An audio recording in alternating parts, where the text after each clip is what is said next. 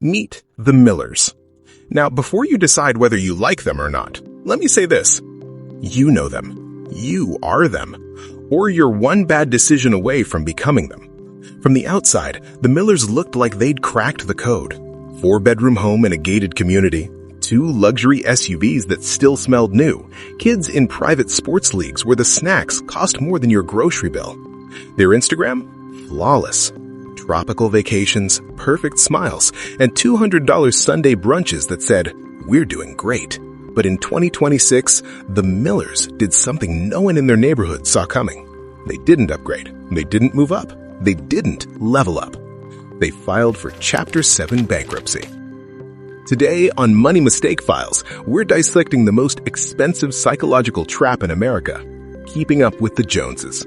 I'm going to show you how a family earning $180,000 a year ended up with $0 in savings and $250,000 in consumer debt. And if you've ever felt that tiny stab of envy when someone you know buys a new car, remodels their kitchen, or posts a vacation you definitely deserve too, stay with me, because the Joneses aren't rich. They're just drowning in better-looking water. Here is the scary part of this story. There was no explosion, no dramatic, we lost everything overnight. It started with something everyone celebrates: a raise. Mark Miller got a 15% promotion, more responsibility, more stress, but also more money. Suddenly, their household income crossed $180,000. And that's when the lies started whispering. Not screaming, whispering. You can afford this now. This is what people at your level do. You've worked hard. You deserve it. Then the Joneses installed the $60,000 infinity pool.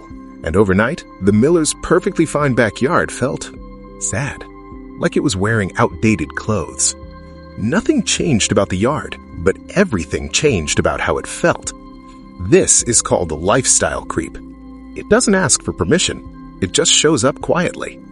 It starts small, a nicer coffee because it's only a few bucks, a faster car because the payment isn't that different, a kitchen remodel because everyone else has quartz countertops now.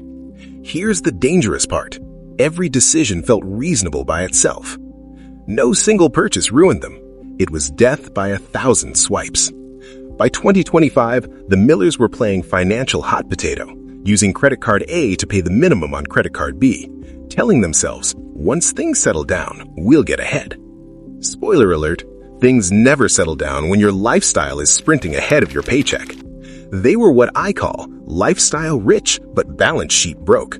They were spending 110% of their income, not because they were reckless, but because they were trying to belong.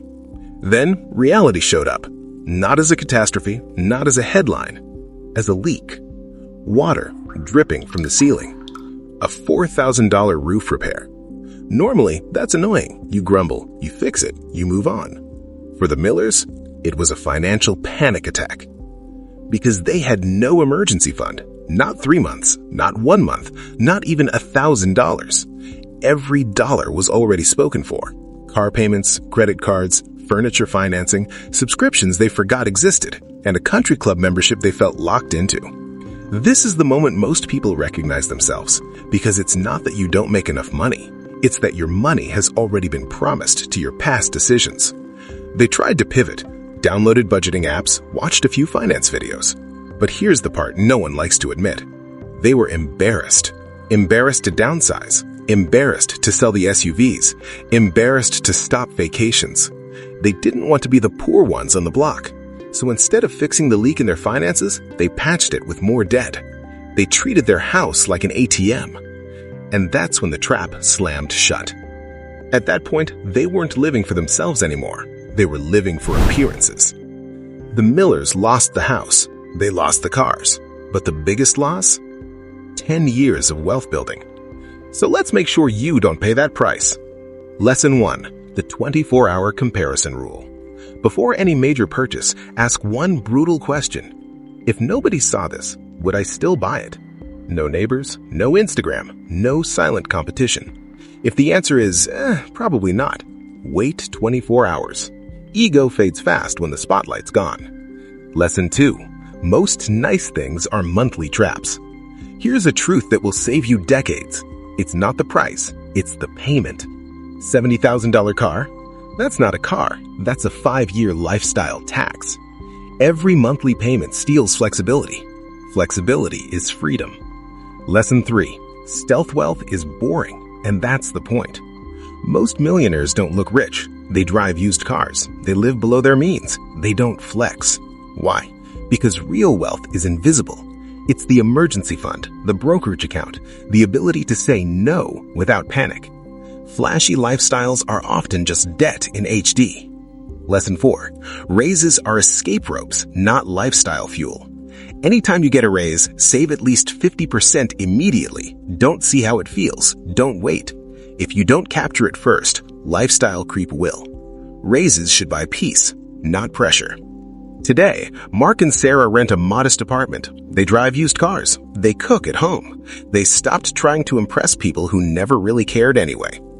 And ironically, they sleep better. They argue less. They feel lighter. Because the Joneses don't live rent-free in their heads anymore. Comparison is not just the thief of joy. It's the thief of your future. Don't go broke trying to look rich for people you don't even like. If this story felt uncomfortably familiar, hit subscribe for Money Mistake Files. And comment below, what's one luxury you've realized isn't worth the stress anymore? Because it's not about how much you make, it's about how much you keep. Next file, how to build an emergency fund from scratch.